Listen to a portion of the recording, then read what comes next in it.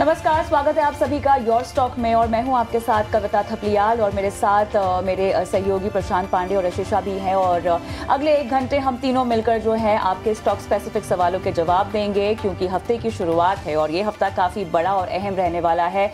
ब्याज दरों में कटौती के ऐलान की उम्मीद और इसी को लेकर बाजार सतर्क है और ये सबसे बड़ा क्यू जो इस हफ्ते में हमें आता हुआ देखते हुए मिलेगा और इसीलिए इस हफ्ते अगर आपको रेट कट सिनेरियो को खास तौर से ध्यान में रखते हुए कोई छोटी अवधि पोजिशनल कॉल या अगर लंबी अवधि का कोई निवेश करना हो तो हमें अपने सवाल झटपट आप पहुंचा सकते हैं।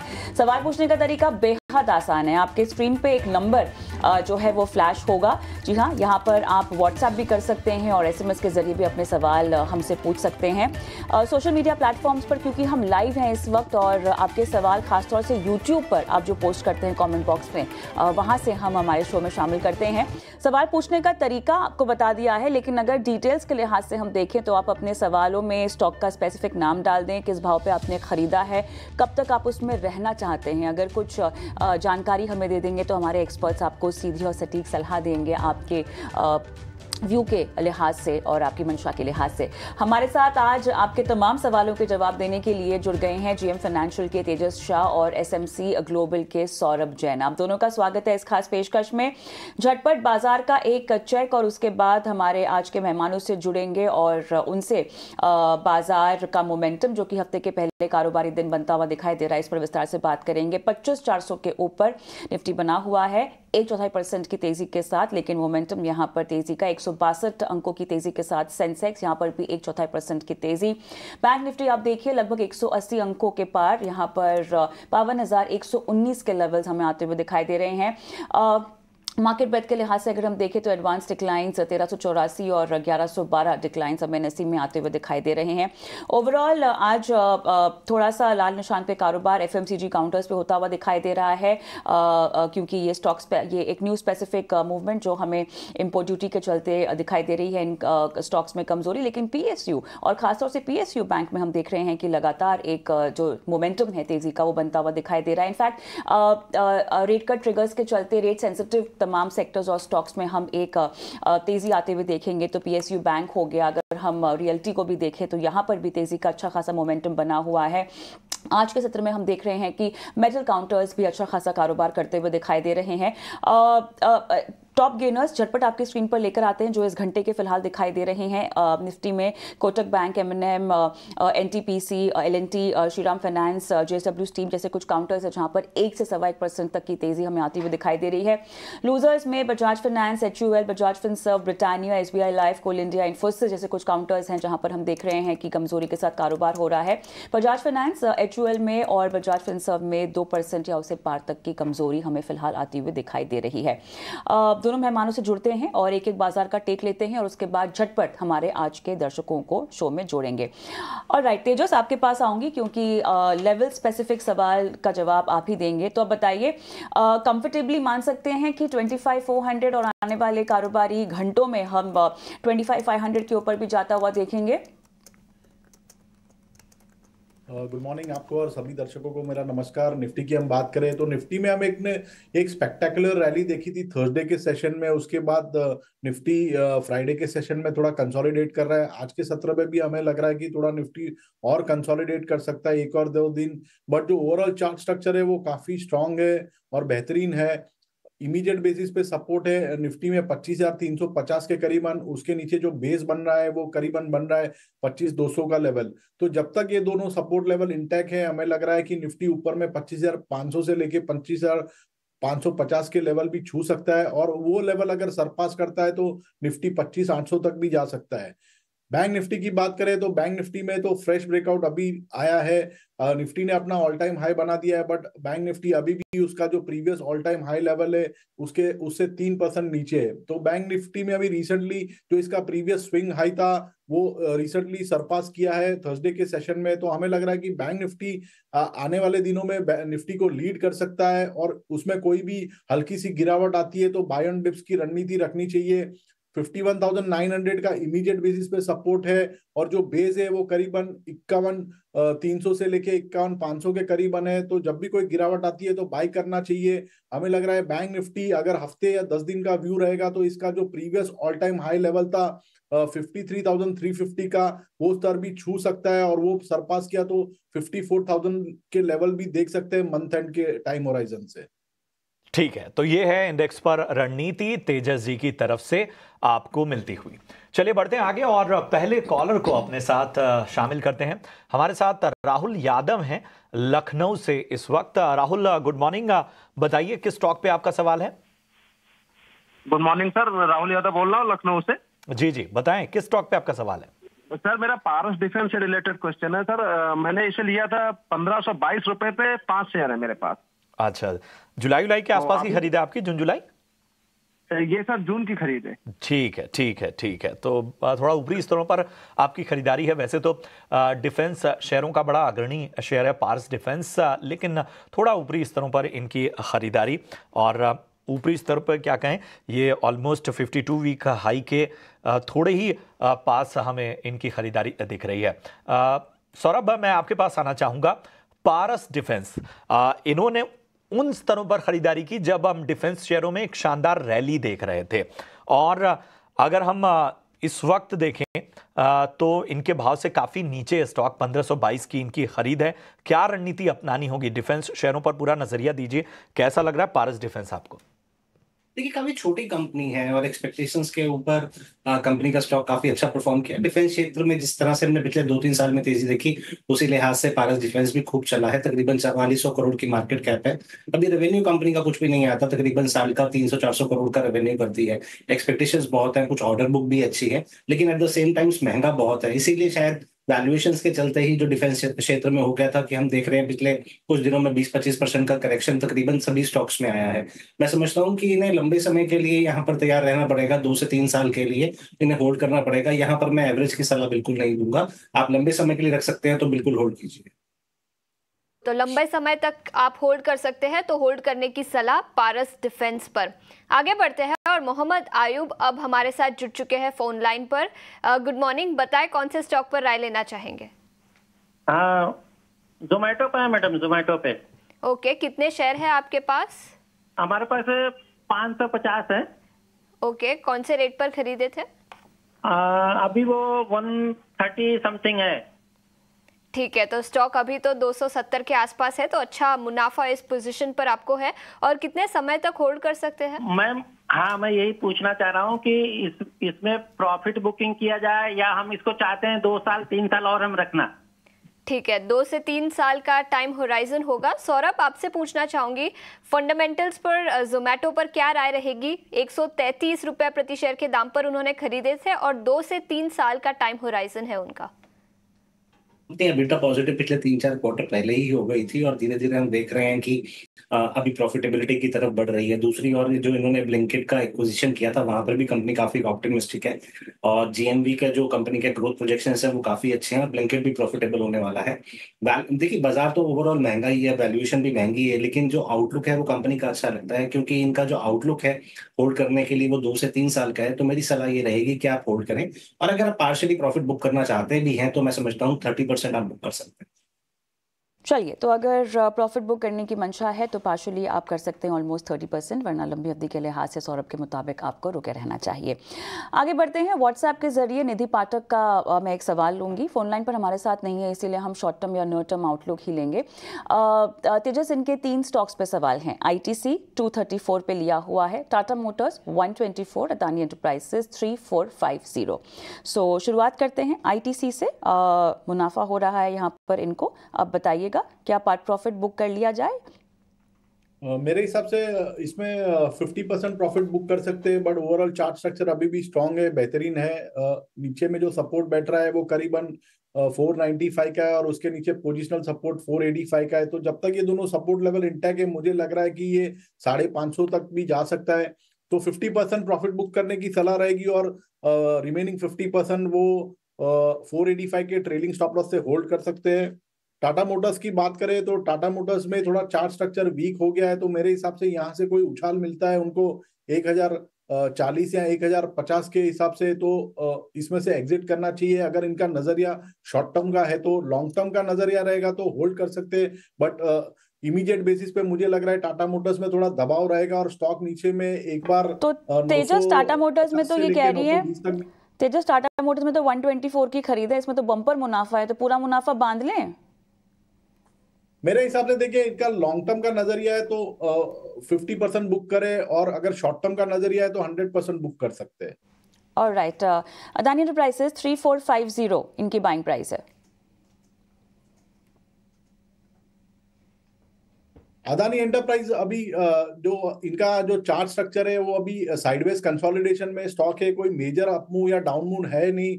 नीचे में जो है 2850 का एक अच्छा खासा सपोर्ट है, जब तक ये बेस टूटता नहीं है कोई मेजर फॉल नहीं आएगा स्टॉक में। और ऊपरी स्तरों में हम देखेंगे तो स्टॉक अभी भी 3150 से लेके 3200 के करीबन एक स्ट्रॉन्ग रेजिस्टेंस है। तो ब्रॉडली ये स्टॉक अभी एक रेंज बाउंड है, 2850 और 3150 का ये बैंड है। जब तक ये इधर साइड ब्रेकआउट या ब्रेकडाउन देता नहीं है, मुझे लग रहा है स्टॉक अभी भी कंसोलिडेशन मोड में रहेगा।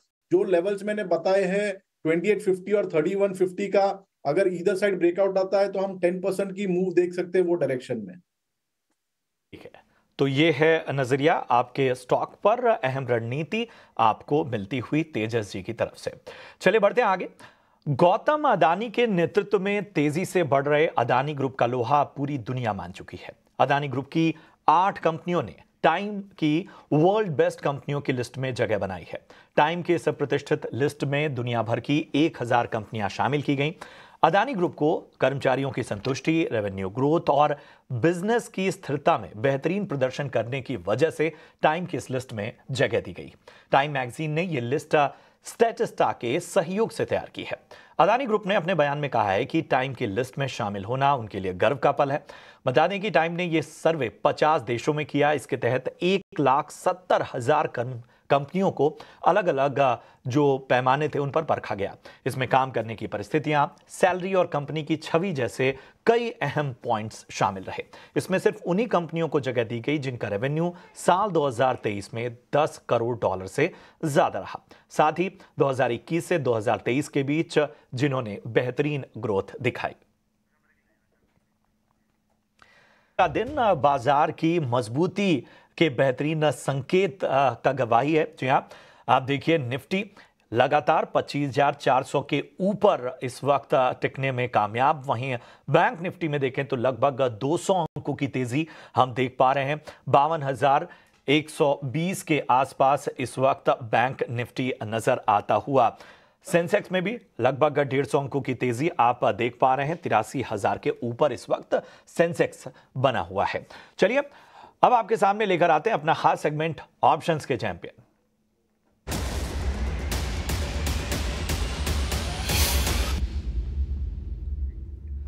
और हमारे साथ फिनवर्सिफाई की ध्वनि पटेल जुड़ चुकी हैं। ध्वनि, गुड मॉर्निंग। बताइए आज ऑप्शन की रणनीति आपकी तरफ से क्या होगी? जी वेरी गुड मॉर्निंग। आज का हमारा ऑप्शन का ट्रेड यहाँ पे जो रहेगा वो है वेदांता के अंदर। ओवरऑल मेटल्स में तेजी देखने को मिल रही है, तो वेदांता के अंदर आपको एट द मनी 460 की कॉल ऑप्शन जो आपको अभी करीब 10.5 रुपए से 10 रुपए 70 पैसे के अंदर मिल जाएगी, उसको खरीद के चलना है। टारगेट इसका 15 रुपए 50 पैसे का और स्टॉप लॉस आपको 8 रुपए का मेंटेन करके चलना है। लॉट साइज इसका 2300 का है, उस हिसाब से आपका अधिकतम मुनाफा 11,500 और नुकसान 5,750 तक का हो सकता है। क्या करेंगे ध्वनि आपका ऑप्शन की रणनीति के लिए? तो एक बार फिर दर्शकों की जानकारी के लिए बता दूं, वेदांता आपको 460 की कॉल खरीदनी है जो कि 10.5 रुपए के आसपास आपको मिलेगी। लक्ष्य यहां पर 15.5 रुपए का, स्टॉप लॉस 8 रुपए का रखना है। 23,800 का लॉट साइज है, उस हिसाब से अधिकतम मुनाफा 11,500 तक का और नुकसान 5,750 तक के हो सकते हैं। लेकिन यहां पर सेबी का स्टैंडर्ड रिस्क डिस्क्लोजर भी आपके लिए लेकर आते हैं जो बताता है कि फ्यूचर और ऑप्शंस में 10 में से 9 लोग यानी 90% लोग पैसे गंवाते हैं, यानी नुकसान झेलते हैं। रिस्क बहुत ज्यादा है, आप इस पूरी जानकारी के जरिए समझ सकते हैं। इसलिए याद रखिए कि आपको फाइनेंशियल एडवाइजर की सलाह लेनी है और आपकी पक्की तैयारी हो तो ही ट्रेडिंग को आगे बढ़ाना है। चलिए बढ़ते हैं आगे, अपने अगले कॉलर को अपने साथ जोड़ते हैं। भारत कुमार साहब हमारे साथ इस वक्त जुड़े हैं। भारत कहाँ से बोल रहे हैं?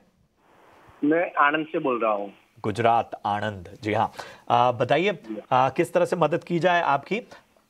हाँ, मैंने सर ONGC का 200 शेयर लिया है 292.05 की प्राइस पे। अच्छा, तो उसमें क्या लक्ष्य रहेगा? अभी लास्ट वीक से तो वो डाउन ही चल रहा था।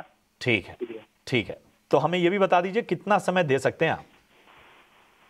मैं उसमें एक डेढ़ महीना रुक सकता हूँ। ठीक है, 1-1.5 महीने रुक सकते हैं। तेजस, मैं आपके पास आना चाहूंगा। ONGC में 292 की इनकी खरीदारी है, 1 से 1.5 महीने का इनका नजरिया है। बताइए क्या आपकी राय होगी? मेरे हिसाब से स्टॉक्स अच्छा है और चार्ट पे थोड़ा अभी शॉर्ट टर्म में करेक्शन है, बट ओवरऑल जो पोजिशनल व्यू है वो काफी पॉजिटिव है। तो ये स्टॉक में बने रह सकते। इनको एक थोड़ा स्टॉप लॉस लगाना पड़ेगा 274 का, और ऊपर में मुझे लग रहा है ये स्टॉक 310 तक भी जा सकता है, और 310 का लेवल अगर सरपास करता है तो स्टॉक में एक बाइंग मोमेंटम आ सकता है, और 330 तक का भी लेवल स्टॉक दिखा सकता है। तो स्टॉक में बने रहने की सलाह है 2 से 3 महीने के टाइम होराइजन से। स्टॉप लॉस रहेगा 274 का और लक्ष्य रहेगा 310 और 330 का। बिल्कुल, तो ये राय है ONGC पर। आगे बढ़ते हैं, विनोद कुमार अब हमारे साथ फोन लाइन पर जुड़ चुके हैं। Vinod, good morning. बताएं कौन से स्टॉक पर राय लेना चाहेंगे और कितने रेट पर आपने खरीदे हैं?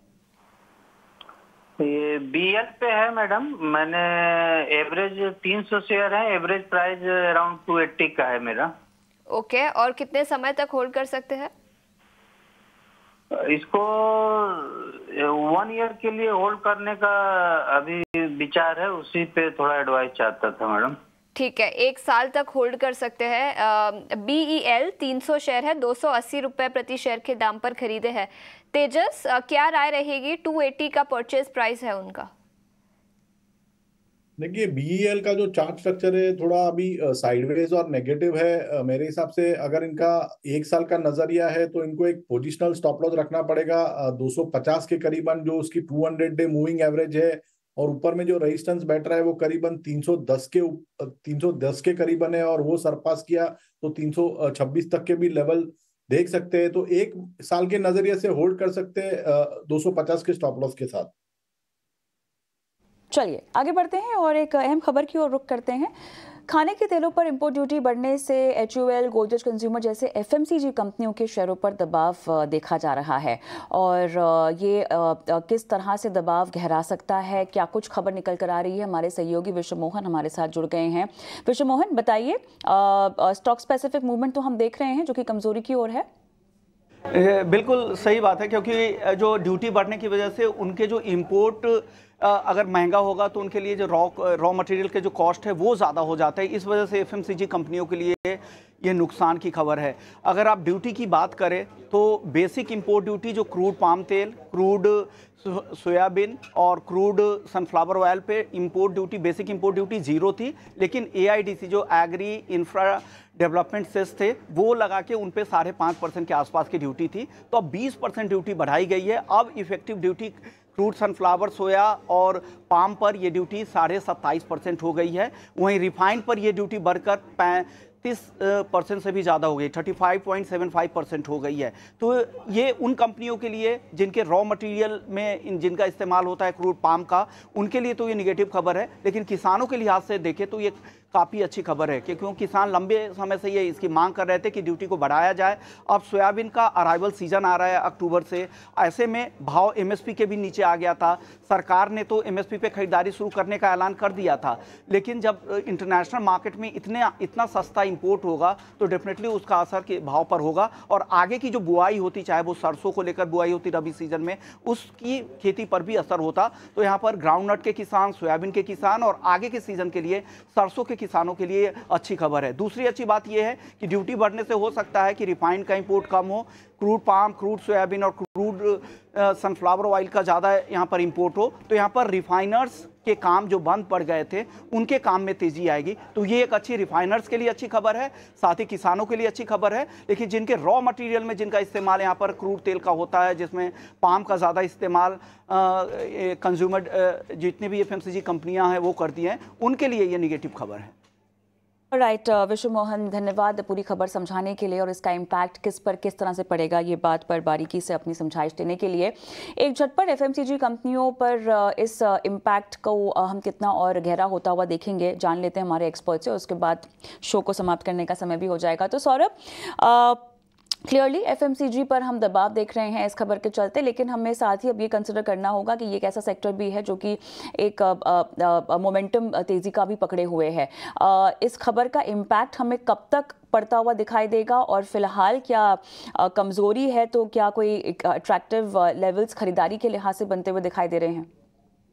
देखिए, मैं समझता हूँ कि बाजार में आप ये ड्यूटी बढ़ने के बाद अपना एक नीजर रिएक्शन जरूर दिया है। जितनी भी बड़ी एफएमसीजी कंपनियां हैं, उनके जो तेल जो उनका कॉस्ट ऑफ रॉ मटेरियल होता है, उसका वो एक हिस्सा होता है, एक ठीक ठाक सा हिस्सा होता है। लेकिन 20% ड्यूटी बढ़ने से मैं समझता हूँ कुछ बेसिस पॉइंट का ही शायद मार्जिन पे फर्क डले, और वो भी मुझे लगता है कि कंपनी अगर वॉल्यूम ग्रोथ को अपना मेंटेन कर पाएंगी और जिस तरीके से इस बार बारिश हुई है, रूरल इकोनॉमी अच्छा कर रही है, संभावना ये है कि सीजन एफएमसीजी कंपनियों के लिए आने वाला समय अच्छा रहेगा। और थोड़ा सा एएसपी को अगर वो थोड़ा सा ट्विक करेंगी तो मैं समझता हूँ ये कॉस्ट कंटेन कर सकती हैं कंपनियां। तो अभी एक मार्केट का नीजर रिएक्शन के रूप में देखता हूँ। वहीं इसका फायदा जैसे कंपनियां जैसे जो तेल के कारोबार में है, जैसे अदानी विलमार, मैं समझता हूँ उन कंपनियों को काफी फायदा हो सकता है। पिछले साल ये कंपनियां परेशानी में थी क्योंकि तेल की कीमतें बहुत गिर गई थी, लॉसेज में आ गई थी, मार्जिन एकदम ड्विंडल हो गए थे। लेकिन लास्ट क्वार्टर की अर्निंग्स बहुत अच्छी आई हैं और अभी तेल की कीमत, ये जो इंपोर्ट ड्यूटी लगी है, मैं समझता हूँ इनसे इस कदम से अदानी विलमार जैसी कंपनी को और फायदा भी मिल सकता है। तो ये भी एक चीज ध्यान रखनी पड़ेगी। चलिए, तो आपने बखूबी ये खबर को समझाया, इसके इम्पैक्ट को समझाया, लेकिन हमें फिलहाल योर स्टॉक को यहीं समाप्त करना होगा। एक